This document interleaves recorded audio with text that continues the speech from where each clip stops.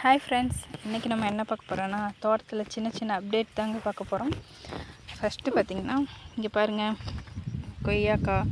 என்னடா இப்போ பாரு கொய்யா பழத்தை காட்டியிருக்கேன்னு நினைக்காதீங்க. பச்சை கிளி விட்டுருந்ததுன்னு சொன்னேன். இப்போ பாருங்கள் மறுபடியும் ஆரம்பிச்சிருச்சு குருவியெல்லாம். இன்றைக்கி தாங்க ஒன்று பறிச்சுட்டு போனேன். சரி இது இன்னும் 2 நாள் ஆகும்ட்டு பார்த்துருந்தேன். ஆகுங்களா, கீறிடுச்சு 2. இதெல்லாம் இருக்குது. நம்ம தப்பு தாங்க, கவர் கட்டி விட்டுருந்தோம்னா இந்த மாதிரி ஆகிடுக்காது. அடுத்து வாங்க நம்ம சுண்டைக்காய் செடியை பார்ப்போம். இன்னும் பாருங்கள், புளிச்சக்கீரை இன்னும் விதை வரல. இந்த இதில் அன்றைக்கி ஷார்ட்ஸில் போட்டிருந்தேன், இதில் விதை எடுத்து காமிச்சேன். ஆனால் இந்த இடத்துல ஒரு காய் இப்போ பார்த்திங்களா, இந்த இடத்துல ஒரு காய் தானாக வெடிச்சுது. அந்த விதையை உள்ளே இங்கே தென்னை மரத்துக்குள்ளே போட்டிருக்கோம். அது முளைச்சி வந்தோடனே நான் உங்களுக்கு காமிக்கிறேன். இங்கே பாருங்கள், தானாக வெடிச்சிருக்குது. நான் இதை கவனிக்கவே இல்லை. பாருங்கள், உள்ளே விதை இருக்குது பார்த்திங்களா, எப்படி இருக்குது பாருங்கள். இதுதான் இங்கே ஒன்றும் இருக்குது பாருங்கள், இப்போ தான் வெடிச்சிருக்குது. நாளைக்கு இந்த விதையை எடுத்துருவோம். தெரியுதா பாருங்கள், இந்த காய் தான் வெடிக்க போகுது. இதுலேயும் இந்த ரேக்கில் அப்படியே வெடிக்குதுங்க எல்லாத்துலேயும். நாளைக்கு இல்லை மறுநாள் இந்த விதையை எடுத்துருவோம் நம்ம. அடுத்து பார்த்திங்கன்னா நம்ம சுண்டைக்காய் செடி.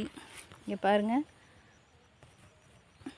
சுண்டைக்காய் வச்சிருச்சு பாருங்கள், நிறையா வச்சுருக்குங்க. ஒரு குழம்புக்காகும். நான் அடுத்து சுண்டைக்காய் புளிக்குழம்போ இல்லை சட்னியோ உங்களுக்கு ரெசிபி போடுறேன். சூப்பராக காய்ச்சிருக்குதுங்க. ஃபஸ்ட் டைம், இன்னும் பொறிக்கவே இல்லை. செடி வச்சு நான் ரொம்ப ஆசையாக கொண்டு வந்து வச்ச செடிங்க இது.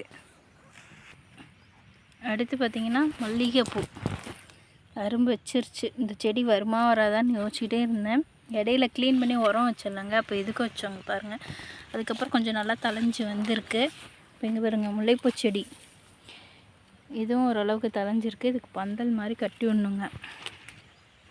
அடுத்து இங்கே கீழே பாருங்கள், நம்ம வீட்டில் பட்டாணி ஊனி விட்டோம் இல்லைங்க, அதனால் இங்கேயும் ஊனிட்டேன். ஆனால் வந்திருக்கு.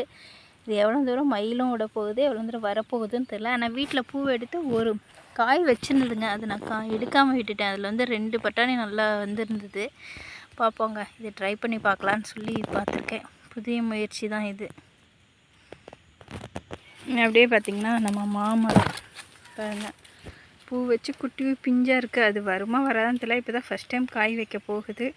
பார்ப்போம் அதுவும் எப்படி வருதுன்னு. இந்த இடத்துல பாருங்கள், பிஞ்சு பார்க்க அவ்வளோ ஹாப்பியாக இருக்குங்க, சந்தோஷமாக இருக்குது. ஏன்னா நம்ம இன்னொருத்தர் மாமரத்தை பார்க்கும்போது ஆசையாக இருக்கும் பறிச்சுட்டு வரலான்ட்டு. இருந்தாலும் நம்மளோடது மாதிரி இருக்காது இல்லைங்க, அதுதான் அவ்வளோ ஹாப்பியாக இருக்குது. அப்புறம் வாட்டர் ஆப்பிள் பார்த்திங்கன்னா அங்கே மேலே பிஞ்சு வச்சுருக்குதுங்க. உங்களுக்கு தெரியுதான்னு தெரில. இன்னும் தான் சீசன் ஆரம்பிச்சிருக்குது. பக்கத்துலேயே வைக்கும். இந்த பக்கமே நிறையா இருக்கும். இப்போ உச்சியில் தான் இருக்குது பூ. உங்களுக்கு தெரியுதான்னு தெரில, அங்கே உச்சியில் கிளையெல்லாம் மறைச்சிட்ருக்குதுங்க. ஆனால் அது பழம் வந்ததுக்கப்புறம் உங்களுக்கு காமிக்கிறேன். அப்புறம் பார்த்திங்கன்னா நம்ம வாழைத்தாறு இப்போ கொஞ்சம் ஊறி இருக்குதுங்க காய். இது பழமானதுக்கப்புறம் உங்களுக்கு காமிக்கிறேன். அப்புறம் பார்த்திங்கன்னா நம்ம மிளகா செடி பாருங்கள், பிஞ்சு வைக்கிது, பூ வைக்கிது. ஆனால் அந்த மயில் ஒன்று கூட விட மாட்டேங்குதுங்க. இன்னும் ஒரு மிளகா கூட பறிக்க முடியல.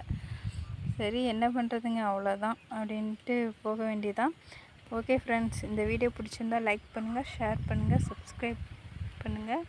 மறக்காமல் பெல் பட்டனை கிளிக் பண்ணுங்கள். தேங்க்யூ.